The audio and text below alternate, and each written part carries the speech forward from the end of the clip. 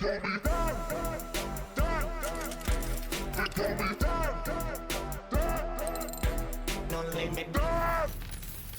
morning, good morning, good morning, good morning.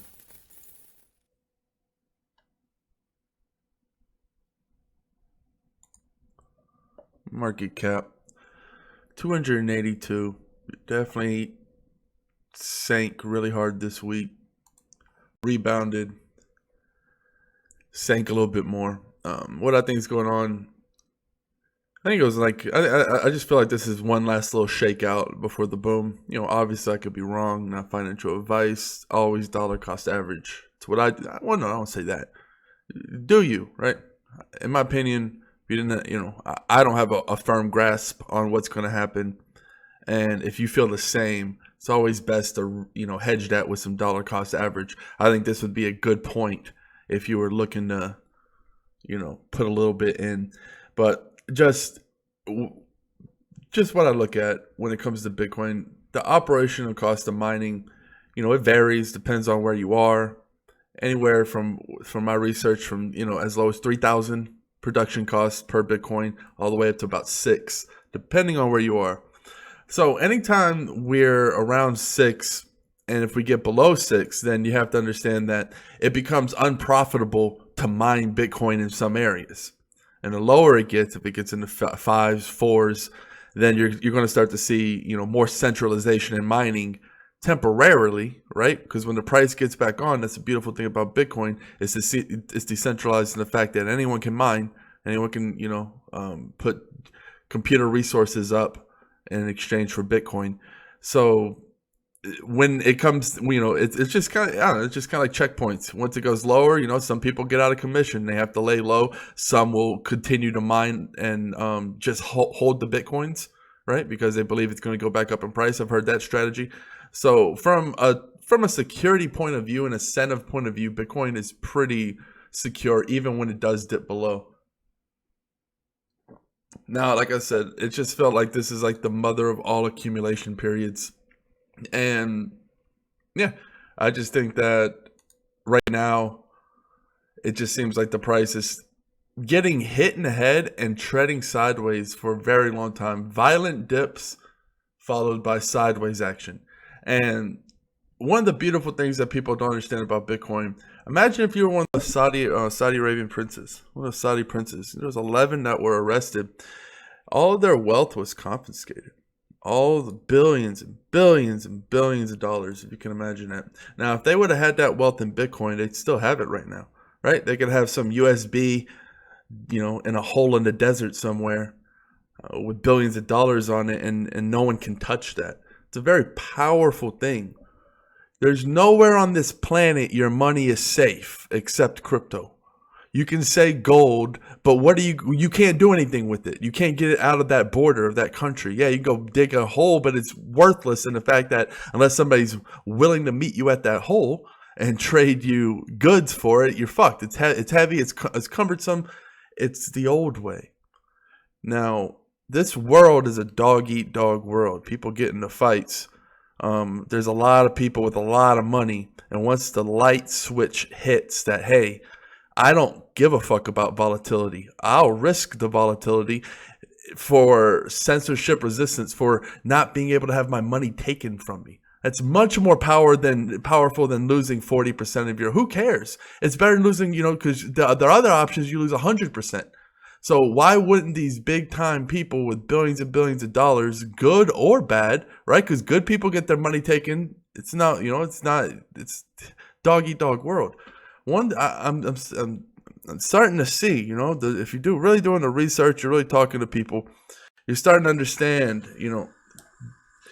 billions is really starting to put it on the map, because they're starting to show, hey, how these hedge fund managers can kind of slide it under the desk. Here's a ledger wallet, has X amount on it. That's huge. And the government is in no shape or form ready to handle that. Yeah, you can say with Bitcoin, but still, you can get Bitcoin mixers. There's ways of it's more expensive now, but there's still ways to do it.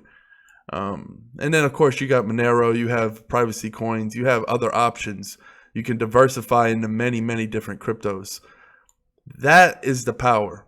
And we're going to start to see that use case, which is one of the best use cases you can imagine, in my opinion, start to be used a lot more.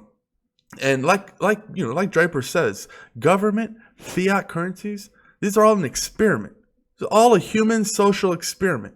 Wasn't ordained. There wasn't some person came from the clouds and said, this is how government people work. You form a government and then you get, you have senators and governors. No, that's not how. This is all a social experiment, especially fiat. And as we're seeing with EOS, one of the biggest social experiments ever, they gave the platform up. You had to have, the whole world had to come together to launch this chain. No one really, there was no roadmap. There was no blueprint. Everyone just kind of had to figure it out. You had to build your own voting portals. It was quite crazy. So that's what we're starting to see. Big adult stuff. You're starting to see the world mature. We've relied on, it's almost like parents, if you think of the government and banks, because they tell everybody what to do. My PayPal was shut down for 180 days. I received some money. It wasn't even crypto related. Didn't say anything about crypto. It doesn't matter. They're holding my money for 180 days. And it's not a small amount of money. That's just the power people have, right? Yeah, I can sue them, but by the time by the time that goes down, it's going to be 180 days, and they're just sitting back collecting interest off of my money, and I'm sure a lot of other people's money. Fuck that. Bitcoin and other cryptocurrencies are going to slice right through it. So, and it's kind of pissing me. I don't know. I leave emotion out of it. I just find it funny. I like to learn from everybody, but there's some people out there who are mad that Ethereum's not a security. Like they want regulation, the heaviest regulation on some of these coins, and they really just want to be right. And I hate the words security utility tokens. I know you have to name something, but man, you just put a bunch of red tape around innovation. You're just having your quote unquote parents tell you what to do. As far as a decentralized utility token, I think that is the future. A lot of people disagree with that. A lot of people say, oh, they're worthless because they're not regulated in this sort of way. People who feel like utility tokens are getting away with murder almost, like they should be punished because why do security tokens, why have stocks been treated this way for all this long? And then what? A utility token can just come over here and now, there's no laws with them. It's like, good. The less laws, the better. I think humans should come up with their laws because it's not, humans are coming up, but it's the select few and we have no say in them. There's laws all the time, I'm sure, people. I guarantee you, if you had a worldwide Twitter poll or some kind of, just where every human could vote, if you want a centralized world or a decentralized world, they'd be decentralized. And the only reason that in a perfect world, okay, everything will be decentralized because that's what most people want. It doesn't work that way. The people in charge, the people who have a lot of power, it's just that it's easy to stay on top. Because when you have power, it's like compounding interest. You just keep getting more of it and more of it and more of it as the others get suppressed. So it's very, very important not to rely. I believe that, you have infrastructure tokens. If you want to break down what a utility token really is, let's see.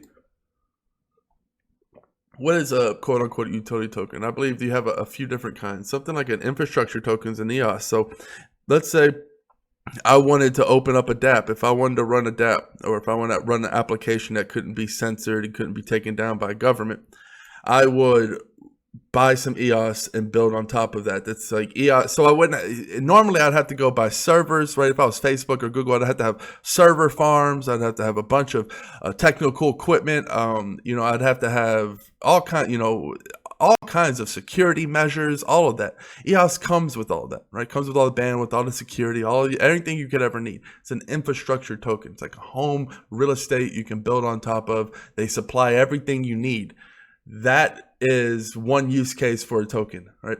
And it's funny because I have a lot of EOS, and I was thinking about actually doing a little airdrop, just something free. Because I wouldn't need to raise funds. I already have the EOS. I already have the real estate to build on top of. And I was thinking about doing like a little, just building a project and letting it go for free, right? And I think that would be pretty cool. But that's what the power of EOS and infrastructure tokens will give you. If you have, let's say you are a Google or a Facebook, you have central points of failure, right? Because you have these big server farms that can be targeted, as opposed to things like Ethereum and EOS. You have, even with EOS, yeah, you have 21, but it's kind of like whack-a-mole, right? You take one down, another one pops up. You can't take them all down, just whack-a-mole. And right now, yeah, there's not as many backup block producers as we'd like. You should get out there, vote for more backup block producers. We want hundreds of backup block producers. Right now, there's about 30. We want more. So it's a good idea to, cast some of those votes for some of the people who are backups, so we can spread that, because when you vote for them, they appear on the map. So, you want to not remember it's kind of like in sports, you have backups, and your backups have to be ready to go at a moment's notice. Your head quarterback goes down, you have to have a Tony Romo who's come in ready to go, or a Dak Prescott at this case.